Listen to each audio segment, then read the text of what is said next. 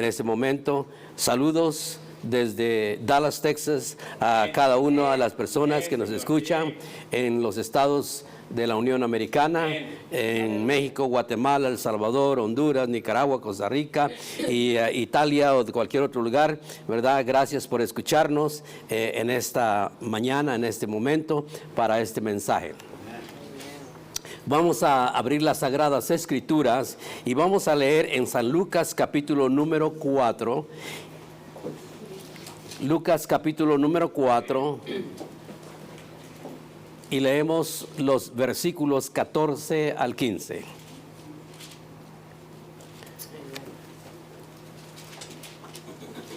Lucas capítulo número 4, 14 al 15. Y aquí acostumbramos nosotros que nos ponemos en pie, así como cuando usted canta el himno nacional o da el Pledge of Allegiance, usted se pone de pie, no lo va a hacer sentado, ¿verdad?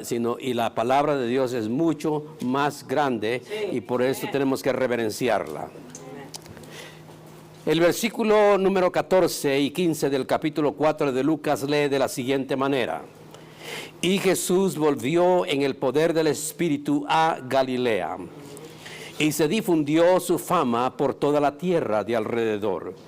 Y enseñaba en las sinagogas de ellos. Y era glorificado por todos. Padre, te damos muchas gracias por esta oportunidad de leer tu palabra. Y esperamos que esta palabra, Señor, sea una palabra viva, una palabra de bendición para la vida de cientos y miles de personas que nos escuchan en este momento. Y todas las personas que están en este santuario también. Yo estoy pidiendo una bendición especial para la vida de cada uno de ellos. Oro en el nombre de Jesús.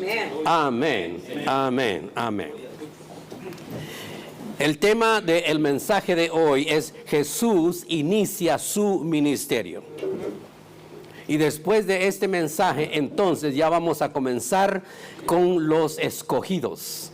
Él escogió 12 discípulos, 12 apóstoles, y ellos serán los que vamos a ver más adelante, pero no puede haber principio si no comenzamos por este punto.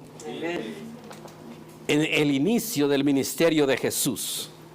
Y esto sucedió, hermanos, allá por el año 27 después de Cristo, cuando Jesús abandona Nazaret. Y vamos a ver el primero, pasos preliminares antes del inicio de su ministerio. Pasos preliminares antes del inicio de su ministerio. Y ahí vamos a leer en Marcos, capítulo número 1, versos del 9 al 11.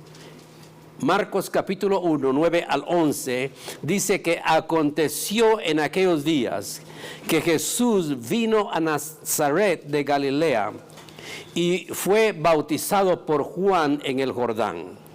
Y luego cuando subía del agua, vio abrirse los cielos, y al Espíritu Santo como paloma que descendía sobre de él. Y vino una voz del cielo, dice las Sagradas Escrituras, que decía, tú eres mi Hijo amado. Amén. En ti tengo complacencia. Amén. Alabado sea el Señor. Padre, sí. Fíjense que después de vivir casi toda su vida en Nazaret, Jesús abandona Nazaret para ser bautizado por Juan en el Jordán, es lo que dice el verso número 9. Pero imaginémonos por un momento el cuadro cuando Jesús tiene que abandonar a Nazaret. Él había vivido prácticamente ahí toda su vida, con la excepción del tiempo en que ellos se fueron a Belén, huyeron a Egipto y de Egipto regresaron de nuevo acá a Nazaret, en donde me imagino que José tenía su negocio de carpintería.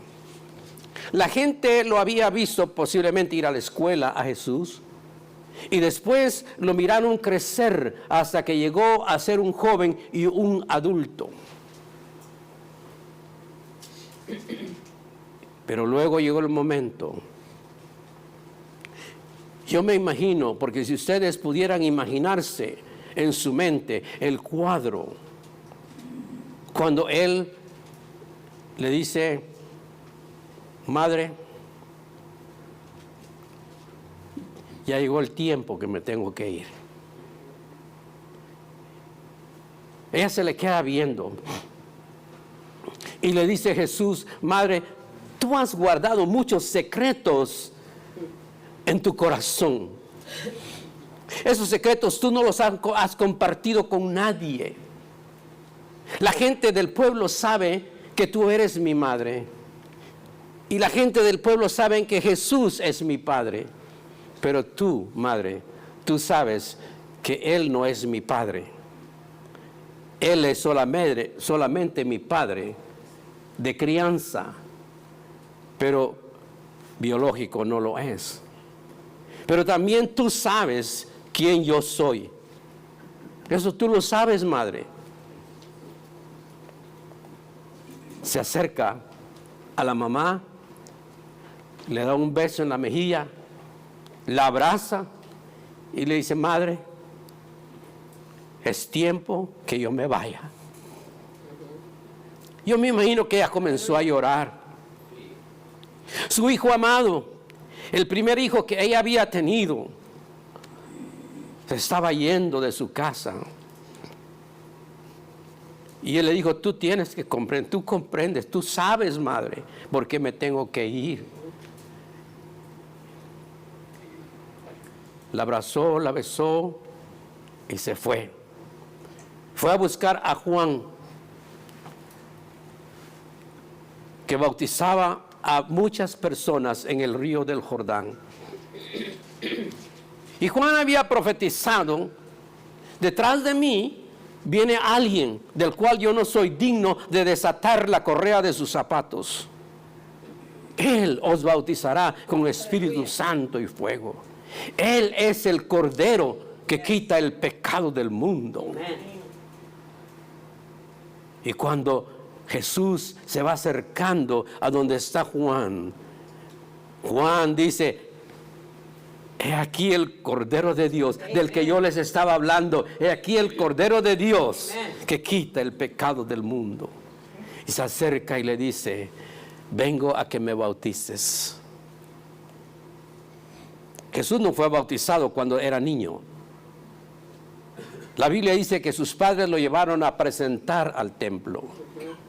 Pero cuando ya tenía esta edad de 30 años, como vamos a ver más adelante, fue cuando él fue bautizado en agua. Juan le dice, realmente tú eres el que me deberías de bautizar a mí, yo a ti no. Y Jesús le dice, tú tienes que cumplir con lo que está escrito de mí. Y lo bautizó en el río del Jordán. Y después de eso, entonces ya Jesús se va. Pero mire, Lucas, el médico amado, dice que Jesús era de 30 años cuando inició su ministerio. Y eso ustedes lo pueden encontrar en Lucas capítulo 3, verso 23. Lucas 3, 23. Lucas dice, Jesús era de 30 años. ¿Por qué? Porque ese era el tiempo, esa era la edad en que los rabinos podían ejercer su ministerio. Sí, amén. Y luego, en Lucas, capítulo número 4, versos del 1 al 12, nos cuenta de que Jesús, después de que fue bautizado, fue llevado por el Espíritu al desierto y ahí fue tentado por el diablo. Ahora, Jesús estuvo ahí en el desierto 40 días y 40 noches ayunando. Yo no sé si ustedes han podido ayunar 40 días y 40 noches, pero yo sé que a los 3 días de ayuno que uno tiene, ya no aguanta. Amén, amén. Pero hay personas que pueden ayunar muchos más días que esos. El ayuno es bueno. El ayuno nos limpia espiritualmente. Amén. Amén. Y el ayuno también nos ayuda a bajar peso. Eso es algo bueno también.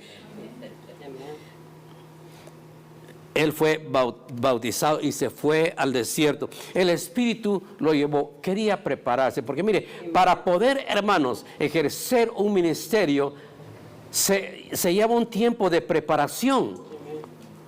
No es nomás de agarrar la palabra de la Biblia y todo, ya me voy, no. Tiene que tener preparación. Y eso es lo que el Señor nos está enseñando a nosotros. Aleluya. Él no tenía que bautizarse porque él no tenía pecado, pero él dijo, quiero cumplir la ley. Y él era el Hijo de Dios y él conocía las Escrituras. Amén. Y aún más las había estudiado, las Escrituras. Posiblemente José tomó tiempo para enseñar, porque ese era el trabajo de los padres, enseñar a sus hijos. La palabra de Dios dice, y la repetirás a tus hijos, andando en el camino, estando en tu casa. Solo que él había cumplido con su tarea de padre, de enseñarle a Jesús las Sagradas Escrituras. Aquí, en la tentación, ocurre un diálogo. Un diálogo entre el diablo y Jesús. Ahora, yo no sé si ustedes han analizado, han buscado los textos que Jesús le citó al diablo. Y si no lo han hecho, se los voy a dar. Qué bueno. Amén, amén. Dice que Jesús fue ahí, mire el versículo número 2, que dice que estuvo por 40 días y era tentado por el diablo, no solamente un día, todos los días. Y no comió nada en aquellos días. Y pasados los 3 días, de los cuales tuvo hambre, entonces el diablo le dijo, si eres hijo de Dios, di que esta piedra, le mostró una piedra, se convierta en pan. Pero lo que yo estuve viendo aquí, el diablo lo desafía a Jesús. Dice, si eres hijo de Dios. Y muchas veces, hermanos, el diablo nos lanza a nosotros desafíos también. Si eres lo que eres. A ver, aquí está la prueba, aquí está la lucha, aquí está la tentación. Y es ahí cuando usted tiene que salir con mucho brillo y con mucho más brillo que el oro. Amén. El diablo le va a decir, si tú eres lo que dices que eres, a ver, voy a mostrar, te voy a dar esta enfermedad, te voy a dar esta prueba, a ver cómo vas a salir de esto. ¿Cómo salió Job?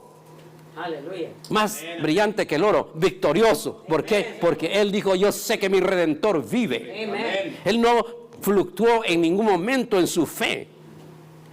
Y ahí le dice, si eres hijo de Dios. Fíjese, di que esta piedra se haga pan. Pero Jesús le dice, escrito está, no solo de pan vivirá el hombre, sino de toda palabra que sale de la boca de Dios. Deuteronomio 8:3. Gloria a Dios. Amén. Y le llevó el diablo a un alto monte y le mostró en un momento todos los reinos de la tierra. Y el diablo le dijo, a ti te daré toda esta potestad y la gloria de ellos, porque a mí me ha sido entregada y a quien yo quiero lo doy. Le dice, y todo lo único que tienes que hacer tú es postrarte y adorarme. Respondiendo Jesús le dice, vete de mí, Satanás, porque escrito está, al Señor tu Dios adorarás y a Él solo servirás. Deuteronomio 6:13. Amén, Señor. Y lo llevó a Jerusalén. Y allá cuando estaban en el pináculo del templo, le dice el diablo, si eres hijo de Dios, échate abajo, tírate. Y aquí el diablo le cita una parte de la Biblia y le dice, porque escrito está. Amén. A sus ángeles mandará acerca de ti que te guarden en todos tus caminos. En las manos te sostendrán para que no tropieces en piedra. Estamos hablando del Salmo 91, Amén, amén. versos 11 y 10. El diablo sabe la Biblia y es vergonzoso, hermanos, que muchos cristianos a veces ni un versículo pueden aprender. Aleluya. Aprenden otras cosas, Pero la palabra de Dios se les hace difícil aprender. Y no deberían, porque la Biblia es algo que nosotros tenemos que leerla, tenemos que estudiarla y tenemos que grabarnos versículos de la palabra de Dios, porque habrán ocasiones cuando seamos atacados por el diablo. ¿Y qué arma vamos a usar?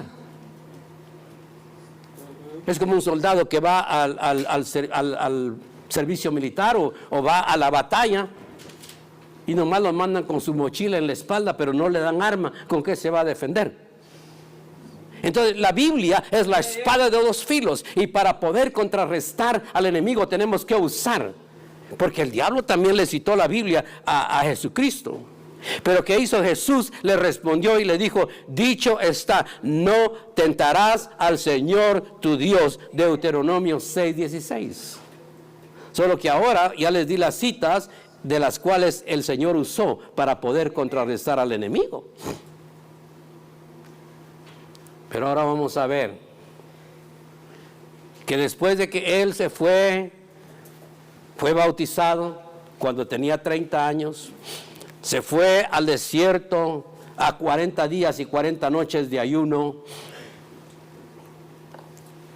regresa otra vez a Nazaret, no a su casa, posiblemente visitó a su mamá, a María, pero no creo que vino a vivir ahí, no, porque parece que el Señor se fue a vivir a otro lugar. Mire, vamos a leer unos versículos que encontramos aquí en Lucas capítulo número 4, versos 16 al 21. La palabra de Dios dice así, Lucas 4, 16 al 21. Estamos viendo Jesús regresa nuevamente a Nazaret. Dice que vino a Nazaret, donde se había criado, y en el día de reposo entró en la sinagoga conforme a su costumbre y se levantó a leer. Y se le dio el libro del profeta Isaías. Y habiendo abierto el libro, halló el lugar donde estaba escrito: el Espíritu del Señor está sobre mí, por cuanto me ha ungido para dar buenas nuevas a los pobres. Me ha enviado a sanar a los quebrantados de corazón y a pregonar libertad a los cautivos y vista a los ciegos. Amén, a poner en libertad a los oprimidos. Amén, amén. A predicar el año agradable del Señor. Gloria a ti, Padre. Y enrollando el libro, que era como un pergamino, lo dio al ministro y se sentó, y los ojos de todas las personas que estaban en la sinagoga estaban fijos en él. Amén. Y como comenzó a decirles: hoy, el día de hoy, se ha cumplido esta escritura delante de vuestros ojos.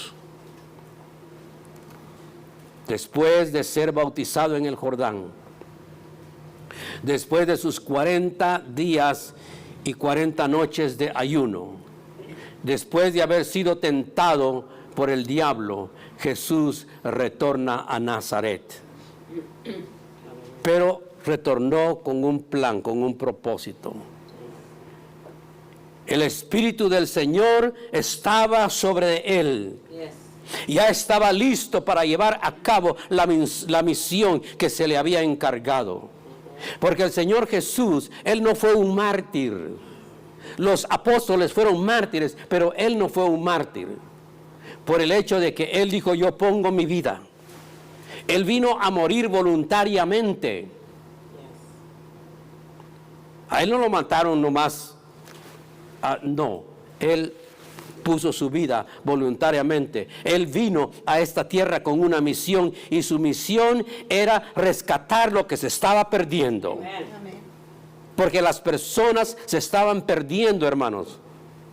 Pero el Señor vino a tiempo a rescatar. Por eso la palabra de Dios lo llama el segundo Adán. ¿Por qué? Porque el primer Adán falló. Por el primer Adán fue que la raza humana se echó a perder. Y desde el primer Adán, hermanos, el diablo se constituyó en el Dios de este siglo. Pero cuando vino el segundo Adán, o sea, nuestro Señor Jesucristo, Él vino a rescatar lo que se estaba perdiendo. Y Él derrotó al diablo en la cruz del Calvario. Aleluya. Él derrotó al enemigo, hermanos, cuando resucitó de la tumba. Yes. Amén. Y miren lo que dijo aquí, lo que leímos. Había sido ungido ¿para qué? Para dar buenas nuevas a los pobres. Eso es lo que significa la palabra evangelio. La palabra evangelio significa buenas nuevas. Y qué bonito es escuchar buenas noticias, porque todas las noticias que escuchamos en los últimos días, hermanos, son malas noticias. Sí. Pero qué bonito es escuchar buenas noticias. Jesús te ama. Es una buena noticia. Amén. Jesús puede cambiar tu vida. Es una buena noticia. Amén. Jesús usa medios para hablar contigo. Es una buena noticia también. A veces es un poco duro, ¿verdad? La manera en que Dios trata con nosotros. Pero qué bonito es cuando hay personas, hermanos, que pueden escuchar la voz de Dios hablando a su corazón a través de una prueba, a través de una lucha, a través de una enfermedad. Ellos dicen, Dios me está hablando. Y cuando ellos escuchan la voz de Dios, entonces su situación comienza a cambiar. Y aquella persona que estaba al borde de la muerte, hermanos, ¿qué es lo que pasa? Vuelve a la vida. Amén, Señor. ¿Por qué? Porque esa persona, hermanos, confió en Jesús. Luego dice, a sanar a los quebrantados de corazón. ¿Cuánta gente, hermanos, en el mundo está quebrantada de corazón? Están doliendo en su corazón. Han perdido un ser querido, se lo han matado, lo han secuestrado. Algo ha pasado con ellos. Esos corazones, hermanos, están heridos, están quebrantados. Y el único que puede curar esas heridas, el único que puede sanar a ese corazón quebrantado es el Señor Jesucristo. El psicólogo puede hacer mucho, los doctores pueden hacer también bastante, pero el único que da el remedio total se llama Jesucristo.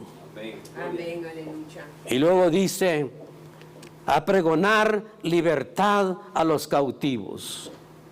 Cientos y miles de personas, hermanos, están prisioneros en este momento de las drogas. Yo he recibido cartas de personas que estaban envueltos en las drogas, pero el Señor Jesús los libró. Amén. Hay mucha gente en México, en El Salvador, en Guatemala, que han sido alcanzados con las buenas nuevas del Evangelio. Y esas personas, hermanos, ahora se arrepienten de haberse tatuado, porque ahora ya se convirtieron al Evangelio. El Evangelio llegó a ellos, esa buena noticia llegó a ellos, y ellos han aceptado a Cristo como su personal Salvador. Lo bueno del caso es que adentro de ellos ya hay un cambio. La sangre de Jesucristo, su Hijo, ya los ha lavado, ya los ha limpiado. Ahora son nuevas personas. Pero claro, afuera todavía tienen esos recuerdos de que tal vez eran pandilleros, drogadictos. Pero el Señor los alcanzó, los puso en libertad. Porque hay gente también, hermanos, que están prisioneros de sus ideologías, de sus costumbres, de algún vicio. Están prisioneros del alcohol, están prisioneros de las drogas, están prisioneros del cigarro, están prisioneros de todo eso. Pero el Señor quiere librarlos. Él quiere darle libertad a esas personas porque están cautivos. Ahora, ¿quién los tiene cautivos? El enemigo. Amén. Yes. Ahí los tiene cautivos. Amén, amén. Y luego dice que el Señor lo ha ungido a Jesús. Dice, cuando Él comenzó aquí su ministerio, a dar vista a los ciegos. Hay dos tipos de vista: la vista física Amén. y la vista espiritual. Y de hecho, hermanos, mire, el Señor Jesús sanó a muchos ciegos, Bartimeo, y otros ciegos.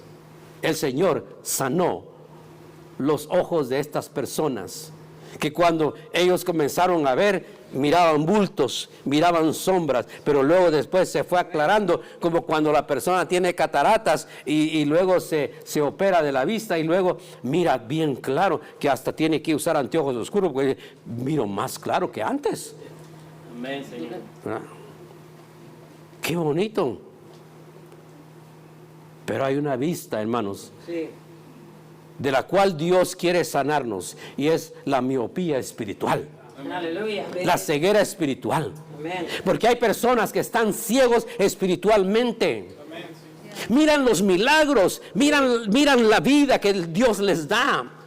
Se levantan todos los días para ir a sus trabajos. Tienen un techo, tienen un carro, tienen dinero en el banco, tienen salud, tienen todo, pero están ciegos y no le dan gracias a Dios. Amén. Y debería de ser que todos los días nosotros decir: Señor, te doy gracias por la vida que me das. Amén. Gracias por la salud. Gracias por el trabajo. Gracias por la familia. Gracias por todo lo que has hecho conmigo. No le dan gracias a Dios en nada. Personas que piensan que ellos tienen lo que tienen porque son inteligentes. Pero ¿de qué les sirve todo su dinero cuando su mente les comienza a fallar? A dar vista. Y luego dice aquí: a poner en libertad a los oprimidos. Fíjese que allá arriba vimos que dice a poner en libertad a los cautivos. Pero aquí dice a poner en libertad a los oprimidos. Son dos cosas diferentes. Los cautivos es aquellas personas que han sido poseídas por demonios. Amén. Y sus acciones, usted las mira y usted dice: ese está poseído por el diablo. Ese se llama demonio de posesión. Y el otro, el que estamos viendo aquí de último, dice es demonio de opresión. Que muchas veces viene el enemigo, hermanos, y es como un tornillo que le dan vuelta así, y le pone dos tablas aquí y le comienza a dar vuelta y vuelta. Lo trata de oprimir a usted el diablo. Amén, amén. Y usted siente la opresión. Siente que el diablo lo está oprimiendo. Y es el momento en que usted tiene que usar las armas espirituales. Dice que las armas de nosotros no son carnales, sino espirituales y poderosas en Dios para destruir fortalezas. Alabado sea el nombre del Señor. Y podemos decirle al enemigo: te reprendo en el nombre de Jesús. Amén. Te reprendo con la sangre de Jesús. Amén. Y cuando el enemigo escucha eso, tiembla y dice: yo no quiero saber nada de eso, porque la sangre de Cristo me derrotó en la cruz del Calvario. Amén, amén. Denle otro aplauso fuerte a Cristo. Alabado sea el Señor. Qué lindo es Dios. A predicar, dice, libertad a los oprimidos. ¿Cuánta gente, hermanos, está oprimida en estos días? Lo escuchamos en las noticias, en la televisión. No tengo para pagar la renta. No tengo para comprar comida. Mis hijos están enfermos. No hay qué hacer. No tengo dinero para pagar el hospital. Pobre gente oprimida. Ellos necesitan la ayuda de Dios y nosotros tenemos que orar por ellos para que la ayuda llegue de alguna manera u otra. Pero si usted puede ayudarles, hágalo. Nosotros es lo que hacemos.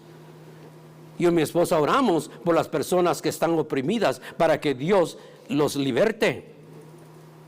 Y luego aquí dice: a predicar el año agradable del Señor. ¿Sabe usted que las buenas nuevas son nuevas en cualquier momento? Sí. Cada año, cada día son buenas nuevas las que nosotros podemos compartir con las personas. El evangelio siempre es como un agua, como el agua, hermanos, que es agradable en un momento que uno tiene sed. Amén, amén. Qué lindo es el Evangelio. El Evangelio no es solamente para escucharse. El Evangelio es para vivirse. Porque ahí es donde está la efectividad del Evangelio, cuando nosotros no solamente escuchamos, sino somos hacedores de la palabra. Amén. Mire, qué bonito es esta lectura que el Señor leyó aquí en la sinagoga cuando llegó a Nazaret. La encontramos en Isaías, anótelo, en Isaías capítulo 61 del 1 al 3. Ahí está. Isaías 61 del 1 al 3. Ahí dice esta lectura. Por eso el Señor dijo: hoy se ha cumplido esta escritura frente a vuestros ojos. ¿Por qué? Porque Él era el Mesías que ellos estaban esperando. Era el Mesías que estaba en ese momento. Pero muchos hermanos no lo aceptaron. Y después de esto, el Señor más que todo se fue a hacer su vivienda por Capernaum, por ese rumbo. Ahí estuvo. Amén, Señor. Más que todo en Galilea. Porque está Galilea al norte y luego está Judea al sur. Y ahí Él anduvo en Galilea haciendo milagros. Y vamos a ver en el siguiente mensaje cómo el Señor escoge a sus discípulos. Va a ser bonito, porque también el Señor lo ha escogido a usted Amén, Señor. para ser discípulo, Aleluya. para pregonar el Evangelio, Amén. no para tenerlo embotado, enlatado. No, el Evangelio Dios se lo da a usted para que lo comparta con otros. Amén. Y le diga: ¿sabías tú? ¿Sabías tú? ¿Sabías tú que Jesús sana? ¿Sabías tú que Jesús salva? Y cuando usted le dice ¿sabías tú? Es como, por ejemplo, llegó esta persona y le dijo: mira, quiero presentarte a una persona. Lo encontró sentado en una banca, era un estudiante de una universidad. Y le dijo: quiero presentarte a una persona que yo he conocido, dijo. Y el estudiante se fija: ¿dónde está? No lo veo. Y dijo: se llama Jesús. Se llama Jesús. Amén. Y aquí lo traigo en el corazón. Aleluya. Él salvó mi vida. Él cambió mi vida. Y le comenzó a dar el testimonio de tal manera. Pero lo importante fue que aquella persona: ¿en dónde está la otra persona que me quieres presentar? No viene nadie contigo. Y es lo que usted tiene que hacer: compartir las buenas nuevas con las personas. Amén, Señor. Hoy se ha cumplido esta escritura, dijo el Señor. Él era el Mesías. Aleluya. Amén. Él es el Mesías. Amén. Aleluya. Él es el Rey de Reyes y Señor de Señores. Él es el salva al mundo, el único salvador del mundo. Amén. Gloria a Jesús. Posiblemente fueron pocos, fíjese bien, porque eso es lo que siempre sucede. La gente oye, pero no pone atención. Sí, amén. Usted le puede decir a una persona: ¿me oíste lo que te dije? ¿Qué me dijiste? Y ahí está. Y le dice a la persona: ¿qué me dijiste? ¿Por qué? Porque no todos ponen atención a lo que se está diciendo. Y yo me imagino, hermanos, que ese día, cuando Jesús se declara como Mesías, muy pocos de ellos se dieron cuenta lo que Él dijo. Hoy se ha cumplido esta escritura frente a vuestros ojos. Muy pocos se dieron cuenta. Por eso es que muchas personas todavía continuaban esperando al Mesías, y todavía, fíjese bien, lo están esperando. Y cuando el anticristo aparezca, se van a poner a pensar: oh, este es el Mesías que estábamos esperando. Pero el Mesías ya estuvo aquí, Yes. murió en una cruz del Calvario y ya se fue, pero va a retornar otra vez, porque Él dijo: regresaré otra vez. Amén. Voy pues a preparar lugar para vosotros. Amén. Y si me fuere, volveré otra vez, porque Él va a tomar su cuerpo. Nosotros somos la iglesia, su cuerpo. Tomaré a mí mismo. Amén. Gloria a Dios. Ahora yo creo y yo quiero. Yo creo que ustedes creen que Jesús es el Hijo de Dios, ¿verdad que sí? Amén. Amén. Amén. Y yo quiero que crean eso. Sí. No solamente ustedes, pero las personas que nos escuchan necesitan que creer que Jesús es el Hijo de Dios, que Jesús puede perdonar sus pecados, que Jesús puede cambiar su vida. Sí. Nadie más lo puede hacer. Yo siempre he dicho que no hay ninguna iglesia que lo pueda hacer, ninguna denominación, ninguna religión lo puede hacer. El único que puede cambiar su vida se llama Jesucristo. Amén. Y es a quien nosotros le presentamos. No podemos presentarle a ninguna persona, por muy importante que sea o por muy famosa que sea esa persona. Gracias a Dios por todos los que predican, por todos los siervos de Dios. Pero ellos solamente son pregoneros. Sí. El único que salva se llama Jesucristo el Mesías. Aleluya. Y después nos daremos cuenta que Él comenzó a reclutar sus apóstoles. Gloria a Dios. Y vamos a comenzar primeramente con Pedro, con la ayuda de Dios. Vamos a ver la vida de Pedro.